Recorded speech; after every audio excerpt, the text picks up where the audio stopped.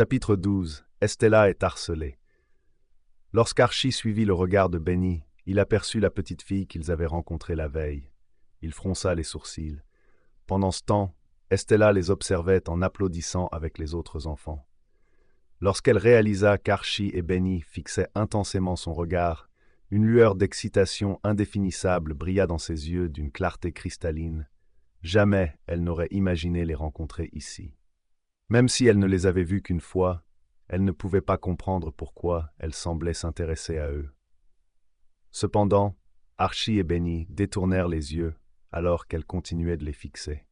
« Très bien, vous pouvez prendre place maintenant. Oh, il y a 2 places vides là-bas. Je vais vous arranger pour que vous deux soyez assis ensemble, d'accord ?» Leur enseignante montra du doigt les 2 places vides à côté d'Estella. Archie et Benny furent momentanément stupéfaits, mais ils obéirent et allèrent s'asseoir sans dire un mot.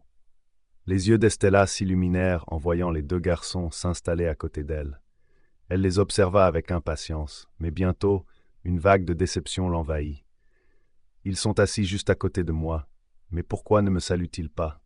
On dirait qu'ils ne me reconnaissent pas. Déçue, Estella baissa les yeux en jouant avec ses doigts. En réalité, les 2 garçons observaient discrètement sa réaction. Sentant sa déception, ils se sentirent coupables.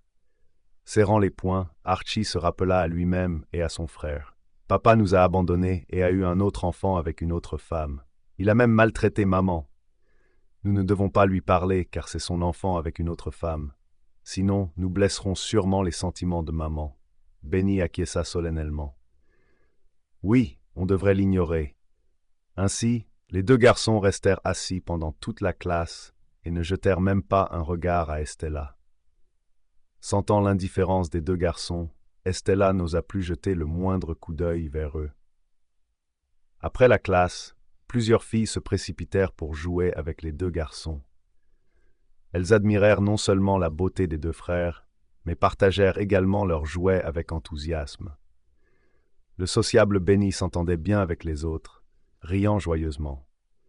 En revanche, Archie était poli, mature pour son âge et amical.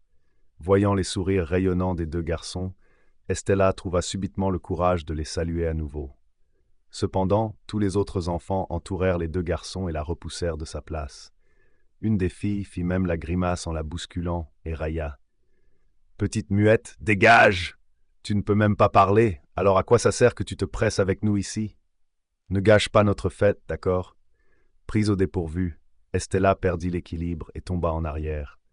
Tous les autres derrière elle s'écartèrent immédiatement. Aucun d'entre eux ne tendit la main pour l'aider. Surprise, Estella tenta de se rattraper en attrapant le bord du bureau à côté d'elle, mais elle le manqua et tomba. La seconde suivante, elle heurta sa main sur le côté du bureau. « Aïe! Ça fait mal !»